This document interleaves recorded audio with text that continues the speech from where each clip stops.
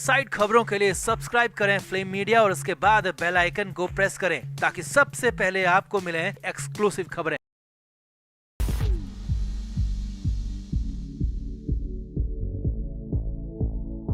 पूरे 1 साल जेल में रहने के बाद आखिरकार सिद्धार्थ पिठानी को जमानत मिल ही गई और पिठानी रिहा होकर हैदराबाद के लिए भी निकल गया। जी हां, सिद्धार्थ पिठानी वो ही शख्स है जिसने 14 जून 2020 की उस दर्दनाक वारदात को सबसे पहले अपनी आंखों से देखा था। उसी पिठानी को कोर्ट ने जमानत पर रिहा कर दिया। अब जब पिठानी जेल से बाहर निकला तो बड़ा ड्रामा देखने को मिला। 1 साल बाद जेल से बाहर आए पिठानी ने मीडिया कर्मियों को देखते ही पहले तो अपना मुंह छिपा लिया और जब मीडिया कर्मियों से किसी ने 14 जून 2020 का जिक्र किया तो पिठानी बुरी तरह झल्ला उठा, चिल्लाने लग गया। इस दौरान सिद्धार्थ पिठानी की हालत वाकई में बेहद खराब दिख रही थी। तो क्या कुछ हुआ तलोजा जेल के बाहर जब जमानत मिलने के बाद पिठानी जेल से बाहर निकला और सुशांत का नाम लेते ही पिठानी का पारा क्यों हाई हो गया, आपको बताते हैं सब। आप भी वीडियो को शेयर करें और अपनी राय कमेंट बॉक्स में जरूर दें। तो पिछले 1 साल में पिठानी की तरफ से 12 से 15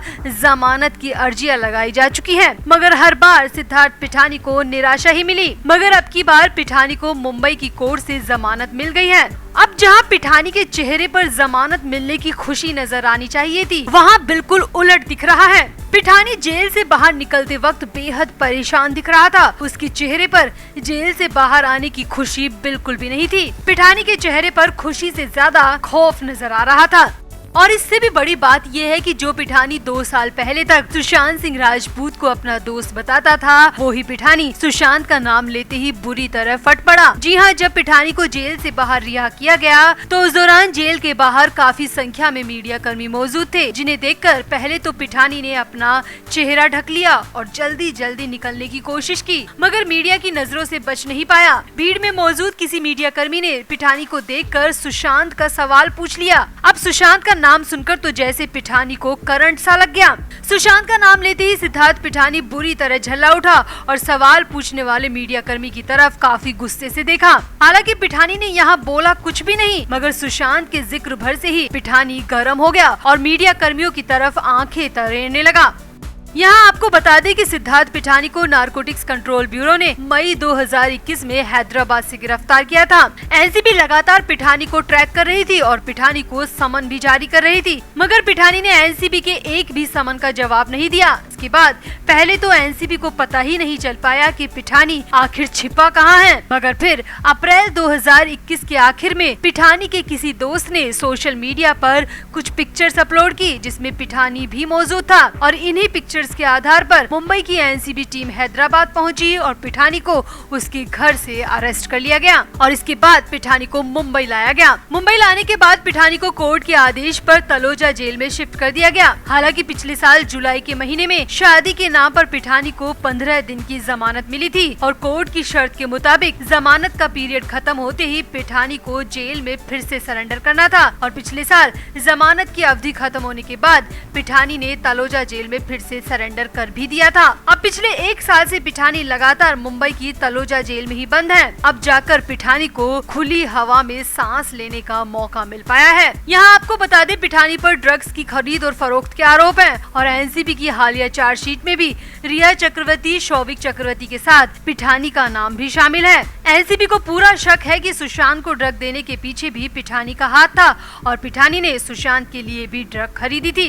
अब जेल से बाहर आते वक्त पिठानी का पारा हाई सबने देखा। जेल के बाहर मौजूद मीडिया कर्मी हालांकि पिठानी का वीडियो या फोटो कैप्चर नहीं कर पाए क्योंकि कोर्ट के बाहर मीडिया कर्मियों के कैमरों को अलाउ नहीं किया जाता, मगर आंखों देखा हाल तो यही सामने आ रहा है कि पिठानी जेल से बाहर आते वक्त बेहद गुस्से में था। पिठानी की हालत बेहद खराब दिख रही थी और सुशांत का जिक्र आते ही तो पिठानी का पारा हाई हो गया था। तो पिठानी की इस हालत पर आपका क्या कहना है और सुशांत का नाम लेते ही पिठानी क्यों भड़क गया? आप भी अपनी राय कमेंट बॉक्स में जरूर दें और वीडियो को भी शेयर करें।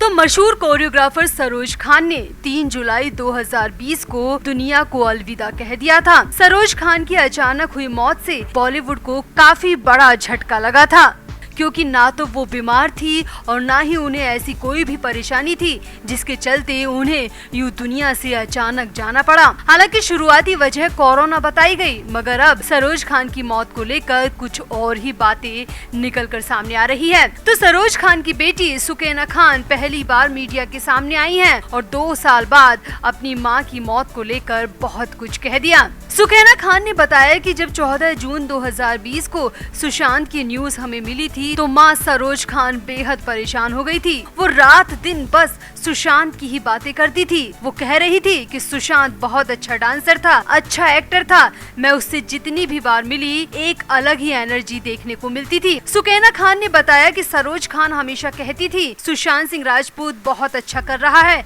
ये ऐसा लड़का है जो बहुत आगे जाएगा। सुकैना के मुताबिक माँ सुशांत को बहुत पसंद करती थी। सुकैना खान ने बताया कि सुशांत का यूं दुनिया से जाना माँ को सदमे में डाल चुका था। बॉलीवुड के किसी भी व्यक्ति का फोन आता तो माँ काम के बजाय सिर्फ और सिर्फ सुशांत की ही बात करती थी और कई बार तो फोन पर बात करने के बाद वो घंटों तक रोती रहती थी, जैसे कि उन्हें बहुत कुछ पता था जो कि सुशांत की मौत से जुड़ा हुआ था। सुकैना ने बताया, मेरी माँ को सोशल मीडिया प्लेटफॉर्म बहुत पसंद था। वो अक्सर इंस्टाग्राम और फेसबुक पर अपनी पोस्ट शेयर करती थी, मगर अचानक से उन्होंने सोशल मीडिया से दूरी बना ली थी और उनकी आखिरी पोस्ट भी सुशांत के बारे में ही थी। सुशांत की मौत के बाद माँ कभी भी सोशल मीडिया पर एक्टिव नहीं हुई, क्योंकि उसके बाद वो अंदर से बुरी तरह टूट चुकी थी। यहाँ आपको सरोज खान की वो आखिरी पोस्ट भी बताते हैं जो सरोज खान ने सुशांत की मौत के बाद की थी और इसके बाद उन्होंने सोशल मीडिया पर कोई पोस्ट नहीं की। तो सरोज खान ने इंस्टाग्राम पर 14 जून को सुशांत की एक फोटो अपलोड करके लिखा था, सुशांत बच्चे, मैंने कभी आपके साथ काम नहीं किया, लेकिन हम कई बार मिले हैं। तुम्हारे साथ ऐसा क्या हुआ? तुम्हें अपने बड़ों से बात करनी चाहिए थी, वो तुम्हें इससे उबरने और खुश रहने में मदद करते। मैं नहीं जानती कि इस वक्त तुम्हारे पिता और बहनों पर क्या बीत रही होगी। भगवान उन्हें इस दर्द और पीड़ा को उबरने की ताकत दे। ईश्वर तुम्हारी आत्मा को शांति दे। मुझे तुम्हारी सभी फिल्में बहुत पसंद है। हम तुम्हें हमेशा प्यार करते रहेंगे। रिप। सुकैना ने आगे बताया कि आखिरी बार उन्होंने फोन पर किसी से 24 जून को बात की थी, जिसके बाद वो काफी डरी सहमी रहती थी। वो ना तो हमसे बात करती थी और ना ही अपने कमरे से बाहर निकलती थी। वो बीमार नहीं थी, हमेशा बहुत हिम्मत रखती थी, मगर उस फोन के बाद जैसे हाल में हमने उन्हें देखा वैसा हमने उन्हें कभी नहीं देखा।